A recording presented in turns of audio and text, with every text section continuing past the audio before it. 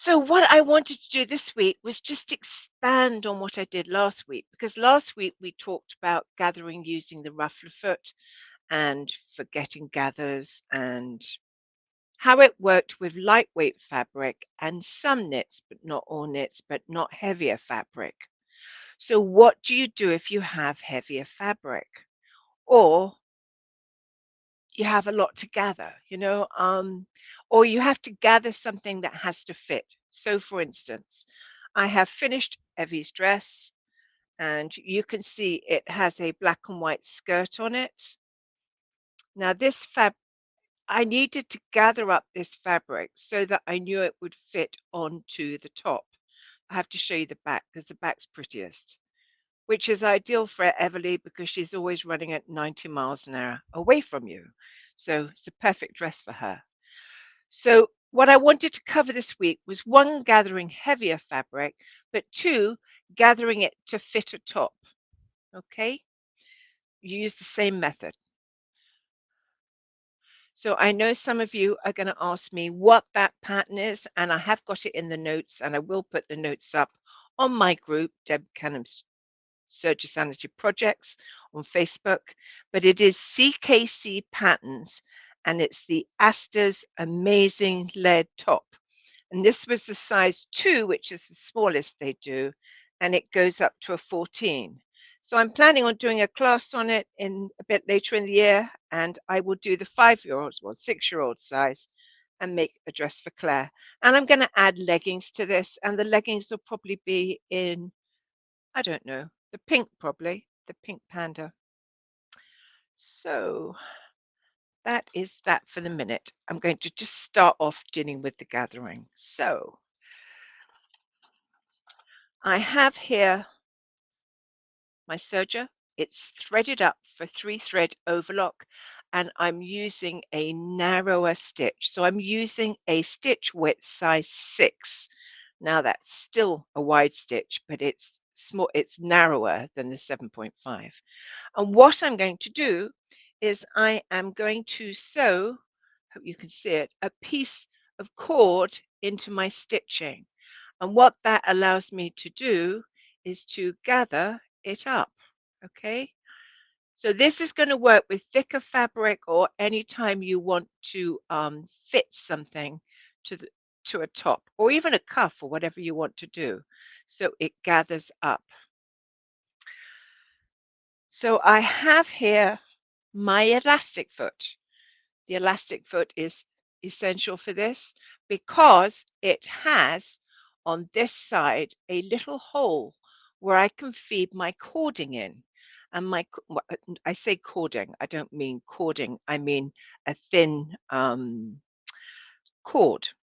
And what I'm going to do is I'm going to put that in there and then I'm going to stitch over it and gather it up. And as far as my cord goes, I really like to use a pearl cotton because it's soft and I generally leave it in there. So a pearl cotton's perfect for this job. So what I'm going to do is move you around to the other camera and I'm going to show you how I thread up the foot and then how I'm going to do it. So we'll put this in and we'll move this over here and I think that should go bigger. Right. So at the moment I have a regular foot on and I am going to take that off. And here is the cord, the elastic foot. And what I'm going to do is I'm going to put that cord in this hole on the right, through that hole in the right. And if I turn it over, you can see it's got a channel where the cord can go and it will sit there and it should behave. Okay. So let's do that.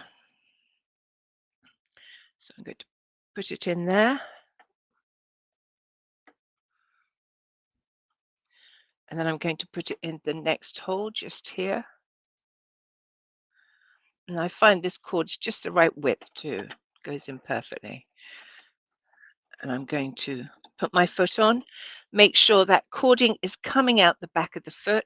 I have the ball of, keep saying cording. I wish I had thought of a better word for it because I'm thinking you're thinking of cording, but it's a heavier thread. Should we call it that? A heavier thread, and it's pearl cotton. So I have it in there. It's coming out the back. And what I'm going to do now is I'm going to add a fabric together. And I particularly decided to use knits because knits don't always gather well just using the serger method. And my plan is to run it along the front of my knife. So I put it right back to the needles because I'm not actually going to cut anything off. Many of you know that I prefer that with knits, not because it can't cut a knit, but just because the process of cutting it, the knit stretches and you start to get a lag. So what I'm going to do is just stitch. And what's going to happen is I'm going to attach this heavier thread underneath the stitching onto the fabric. And the great thing about this foot is I am not going to stitch through the cord because it's the machine's holding it in the center of the stitch. So I really don't have to do much. And I kind of like that.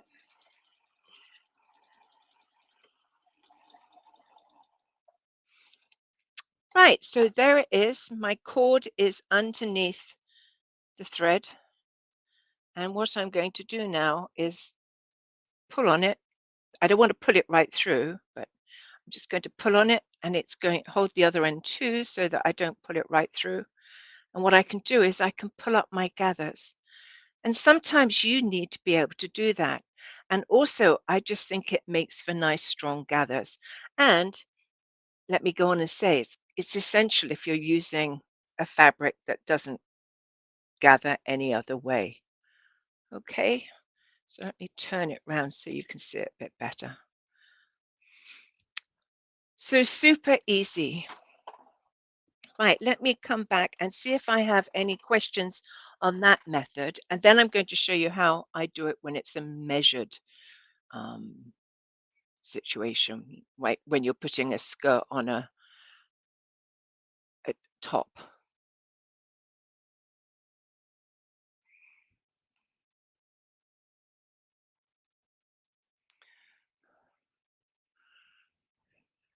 How do you finish the row edges on a knit ruffle? On a knit ruffle, you could use a rolled hem or you could use a three thread narrow. Really any edge stitch. Just be careful that you don't use something that's so stiff that it doesn't allow it to um, gather. I do think that sometimes that the rolled edge tends to make it quite stiff on the end, and it's sometimes not so easy to get a good gather. So then I'd use something like a three thread narrow. So, and let me repeat the stitch that I used to do that gather. I used a three thread overlock wide, but I took the stitch width down to 6. Okay, and the reason for that is if I now want to sew that onto a piece of fabric like a top, I want my stitch to be narrower than my finishing stitch. So when I go to sew it on, I'm going to use my stitch at 7.5. That way I'm going to hide the stitching that I have that created the gathers. Okay.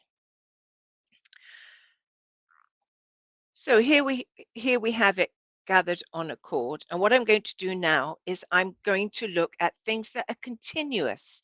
So say you have something that is a continuous ruffle and you need to actually sew it onto something. Not like this one here where I had continuous ruffles and I sewed them on to my skirt afterwards. But something that is a continuous ruffle that is going to, or say ruffle or skirt, that's going to go on the bottom of something. So, for instance, this skirt here, it was so many inches wide, and I had to gather it and attach it to the bottom of this top.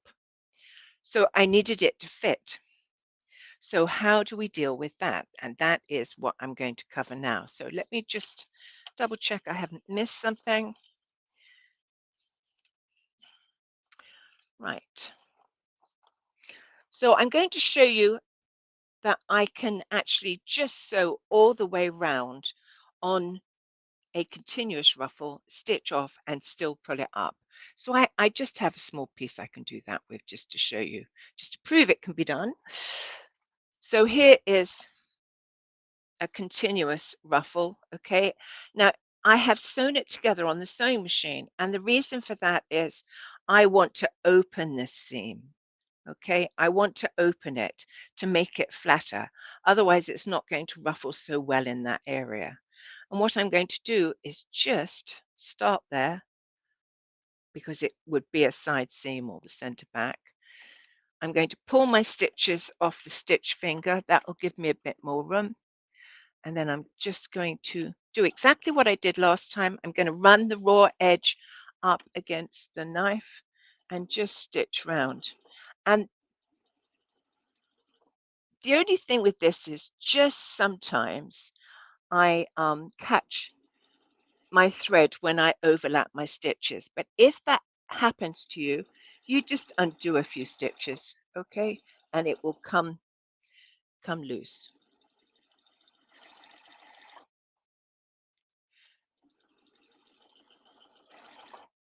If I look strange, it's because I'm looking over the top of the camera. Well, so I'm peering round it.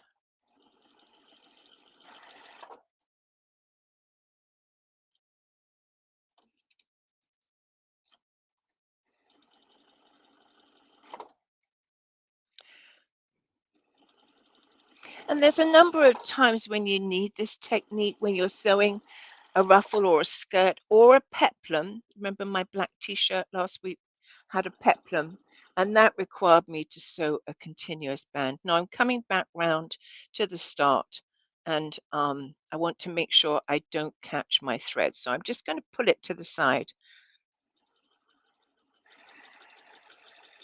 and I'm watching carefully. And I think I missed it, but as I said, if I catch it, it's not a big deal. I can always, I'm going to pull you back a bit. I can always go back and undo a few stitches to release it. So, right, do you see how it just pulls up? I'm going to hold both. And what you're going to do is you're going to pull it up to the size that you need. But what I like about it is it's easier to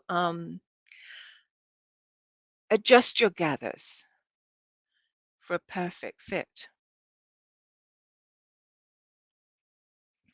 So I just remind you, I did this at 6, 6. My stitch width was 3 thread overlock wide at 6.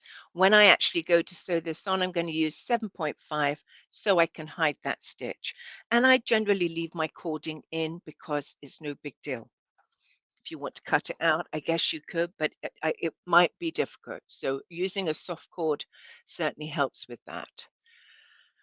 So I'm just going to bring you back here, check for questions, and then yeah, I know you can do this on your sewing machine, but I almost think it's easier to pull it up on the cord. Um, I have something I want to show you. Oh, yes, I know what it is. See, this was a black shirt I did, and it has a really pretty circular peplum skirt. So it had to fit the top. I had to use all the fabric and it had to be fitted. So I used that method to do it. That way I could make sure it was the perfect fit for the top. Does it matter Does it matter if it finishes the yes, and it finishes the edge so much nicer. Yes, it does. Yes. Um, right. I am just going to I've gathered a similar way of my regular sewing machine on a zigzag and cotton. Yeah, I mean, you could do it on your regular sewing machine, but what I like about the elastic foot is you don't have to worry about the cording. It will stay out of the stitch um, on the serger. Right, what I want to show you now is how I fit it. Okay, so what you're going to do, this is the same top, but it's a different fabric for Everly. Has a little bunny on the front, a little bunny on the front. So what I did with this, I divided the top into 4 sections. So center front, side seams, center back, and side seams. So 4 sections, okay? What I did was I gathered up the ruffle using the method I just showed you, and I marked my ruffle into 4 sections because that way I know these have to match up to the top, and I can be sure that I'll have the same amount of fabric in each section. Okay, so that's the idea for that. And what I'm going to do is pull on it. I know you can't see me doing that. I'm going to pull on it to gather it. And then I generally start furthest away from the threads and start fitting the top to the ruffle, or the ruffle to the top, should I say. And I always secure my pins really well because when you gather up, they have a habit of popping out. Right. So I have gathered up one side. And what I'm going to do is take my center front, which is here, and I'm going to pin it. So what I'm going to do is I'm going to make a bit of a space and show you how I'm doing it. I got on late. What is the thread that you're using to gather? It is just pearl cotton. I like pearl cotton because it's substantial enough not to break, and it's nice and soft if I want to leave it in the seam. So it works really well for me. So let me move you over to the camera.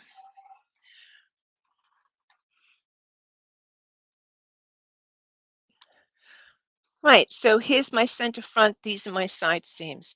And what I'm going to do is find the center front again because I just put it down, so now I can't tell. Here it is. And I'm just going to pin that into same spot on my shirt. This is the center front of the ruffle meeting the center front of the shirt. And then I find my side seam. I pulled up the gathers. I might have to make them looser, I might have to make them tighter, but I could do either. I'm going to pin the side seams together. It's my side seam that side. And I haven't really gathered this one up yet, but that's okay. So I'm going to match the side seams. And then that just leaves the center back where I have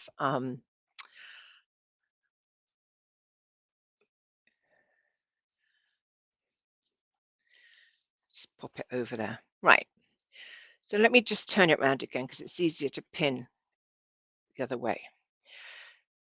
So all I'm going to do now is just match up these gathers, and where I think I need a few more gathers, I can just slide them along to make them look pretty.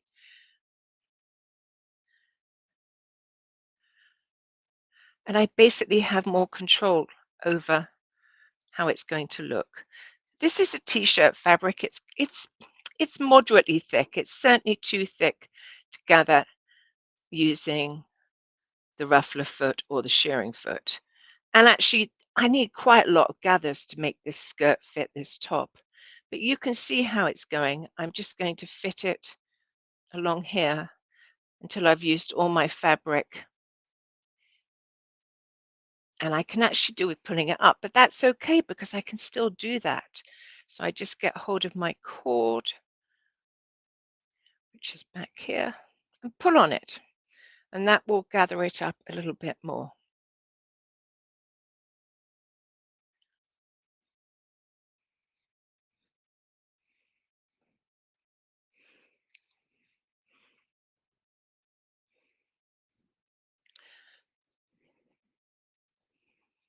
And another pin.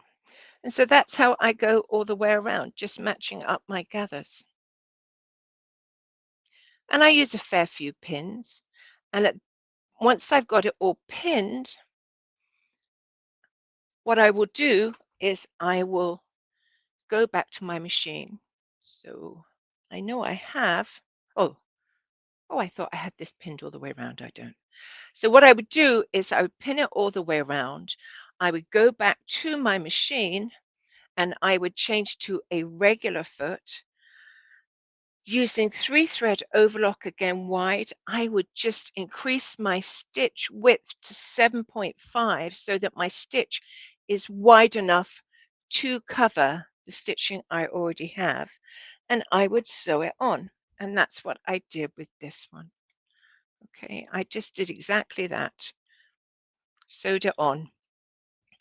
And then to stabilize my seam, you can see the cord's still in there, but it's very soft. It's not going to bother anybody. To stabilize my seam, I just top stitched over the top using a narrow cover stitch, and that just secures up the seam, stabilizes it a bit. Now, when I went to top stitch, it was actually quite a thick seam because I had all the gathers underneath. So what I did was I released my foot pressure a little. I I didn't use my differential feed because of the thickness of the seam. I didn't think it would help any, but you could if you think it helps. But I felt that the seam was quite thick and stabilized in itself, so I didn't actually use my differential feed for that bit. So let me have a look and see what questions I've got and see if I need to repeat anything. Somebody said this is so much easier on the hands than pulling two threads on a sewing machine gather. It's also a little bit stronger, which makes quite a big difference. You know, you're not going to be breaking a thread. Would you ever double up the ruffle and gather the two raw edges together? This would be an advantage when you might not want a single large ruffle. Absolutely. And that is the advantage. You know, it's thicker. You're not going to get a gather any way other than sewing the double edge of the ruffle using the heavier thread. Um, what size pearl cotton? I think pearl cotton only comes one size. I'm not entirely sure, but it should be something like an 8 weight, 7 weight or 8 weight. Okay. Do you put cord on the right side or the wrong side? Does it matter? I always put it on the wrong side, but mainly because then I can see it when I'm pulling, matching the right sides of the skirt to the top. I can see the cord. Not that I really need to, but it's easier to pull it that way. So,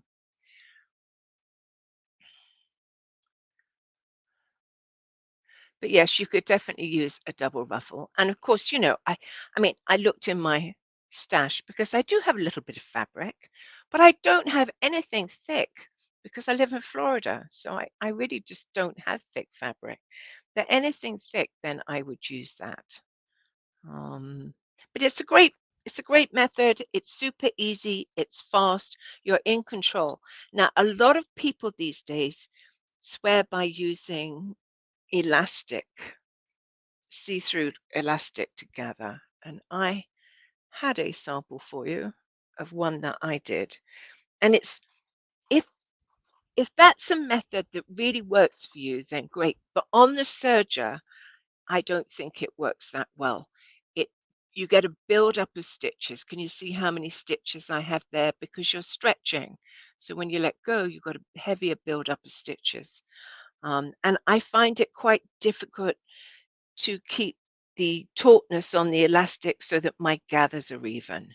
So I felt a bit pressured doing that. I think using the pearl cotton or any sort of lightweight thread, heavier thread, is just easier, and it gives you that control to move them as well. So I'm just checking I haven't missed any questions.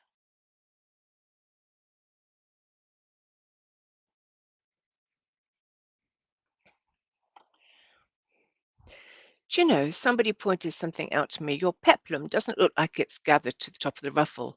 It's flush with the body, not gathered. I picked up the wrong t-shirt. I picked up the wrong t-shirt. I do have one that is gathered and has a ruffle around the bottom. Sorry, I have two black t-shirts. I picked up the wrong one. Actually, this one was here from last week. I must have used the wrong one last week. Do you then use your sewing machine to attach? No, absolutely not. I use three thread overlock with a bit wider stitch, and then I attach. And why do I prefer to use, that's actually a really good question. Why would I use my serger to attach my skirt to my ruffle? And I'll tell you exactly why. Because when I do that, I am going to be, let me put you on the other camera. This is a good question, and I think this is another really good reason to use the serger. So I have this pinned, not as much as I will pin it before I sew it. And I am going to put this on my machine. I'm going to have the gathers uppermost. I don't want to stretch the body of the t-shirt, okay? But I do want to see the gathers. And what is the body of that t-shirt? It is my vulnerable fabric, the fabric that could really, really stretch quite easily. So I really want to avoid that. So when I sew my ruffle or skirt to my top, I am going to use my differential feed because this is the fabric that's going to be against the feed dogs. And it's going to prevent the body of the t-shirt from stretching. So I am absolutely going to use it. And in fact, that's one of the things that I really like about this is my top here is not stretched out of shape. Um, because I used the differential feed against this section when I sewed the ruffle on. And that is the advantage of the serger when you're working with knits. You know, it compensates for any stretch that you get under the foot. So for me, that that works perfectly. And on the back here. So good question.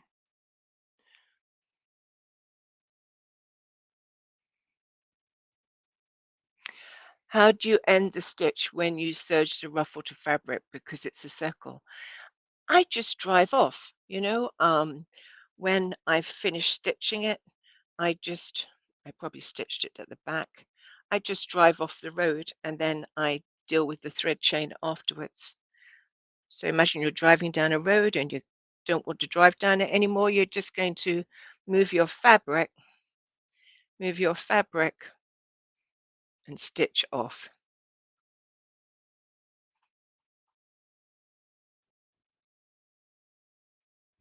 Somebody said I would try some fusible knit tape on the body part to prevent stretching while attaching the two. Yeah, yeah, you certainly could, but you always get a mark when you do that. And that really is the purpose of the differential feet. You shouldn't have to put tape on it, okay?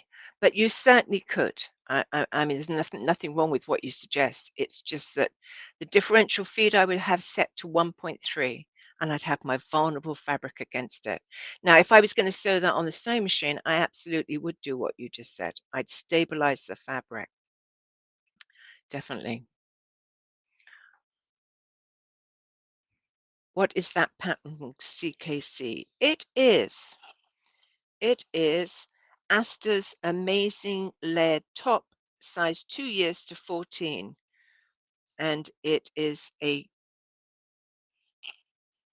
downloadable pattern, and I will be teaching it with a pair of leggings later in the year, and it's just a fun and easy pattern. Very goes together nicely. Has a decorated back.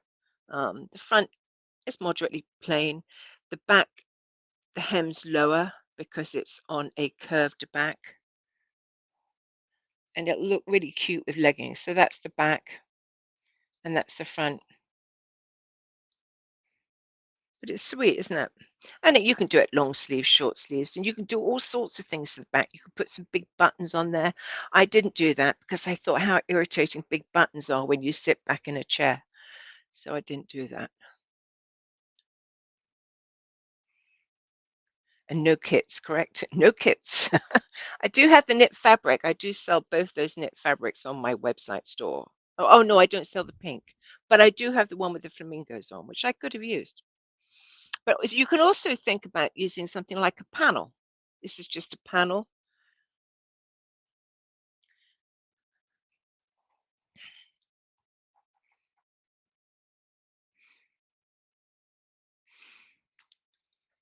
Yes, I always sit down to do children's wear and I think, oh, I'll get this done in a couple of hours. It always takes me longer than I think. It takes just as long to make Everly something as it does me. Yes, the same bows on the leggings would be cute. Yep, yep, that would be fun. Right. Do I have any more questions? I think that's all I have for you this week.